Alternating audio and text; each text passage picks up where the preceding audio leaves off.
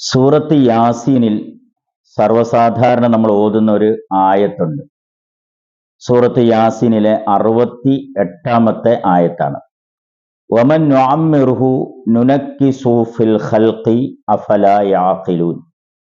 അള്ളാഹു പറയുകയാണ്, നാം ആർക്ക് ആയുസ് നീട്ടിക്കൊടുക്കുന്നുവോ, നുനക്കിസ്ഹു ഫിൽ ഖൽഖ്, അവന്റെ കോലത്തിൽ, അവന്റെ രൂപഭാവത്തിൽ, അവന്റെ സമ്പൂർണമായ സൃഷ്ടിപ്പിൽ നാം മാറ്റം വരുത്തുന്നു. അഫലാ യഅഖിലൂൻ, അവർ ചിന്തിക്കുന്നില്ലേ, അവർ കാര്യങ്ങൾ മനസ്സിലാക്കുന്നില്ലേ? ഈ ആയത്തിനെ കൂടുതൽ നാം മനസ്സിലാക്കണമെങ്കിൽ, കൂടുതൽ അറിയണമെങ്കിൽ, ഈ ശബ്ദം കേൾക്കുന്ന ഓരോരുത്തരും അവരവരുടെ കൈകളിൽ ഒരു 15 കൊല്ലത്തെ അവരവരുടെ ഫോട്ടോയും ഇപ്പോൾ നിലവിലുള്ള ഫോട്ടോയും ചേർത്ത് വെക്കുക. എന്നിട്ട് ചിന്തിക്കുക, എത്രത്തോളം രൂപഭാവത്തിൽ മാറ്റം വന്നിട്ടുണ്ട് എന്ന്.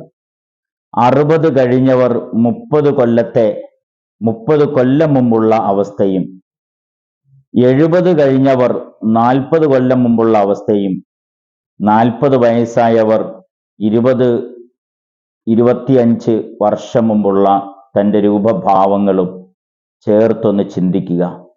എത്രത്തോളം കാലം തൻ്റെ ശരീരത്തിൽ, തൻ്റെ രൂപത്തിൽ മാറ്റം വരുത്തിയിട്ടുണ്ട് എന്ന്. അതുകൊണ്ട് അള്ളാഹു ഖുർആനിൽ പറയാൻ, കുറെ കാലം ജീവിക്കാൻ അവസരം കിട്ടിയാൽ എന്നും അവൻ്റെ പഴയ രൂപം നിലനിൽക്കുകയില്ല. അവൻ്റെ യുവത്വം എന്നും നിലനിൽക്കുകയില്ല. അവൻ്റെ മുഖഭാവത്തിലും ശരീരത്തിലും നടത്തത്തിലും ഇരുത്തത്തിലും സംസാരത്തിലും ഒരുപാട് മാറ്റങ്ങൾ വന്നിട്ടുണ്ട്. കാഴ്ച കുറയുന്നു, ഓർമ്മശക്തി കുറയുന്നു, സംസാരത്തിൻ്റെ ആ രീതി തന്നെ മാറുന്നു, ശബ്ദം മാറുന്നു, എല്ലാം കൊണ്ട് അവന് മാറ്റം വരുന്നു. നുഗയ്യിറുഹു ഫിൽ ഖൽഖ് എന്നാണ് തഫ്സീറിൽ കാണുന്നത്.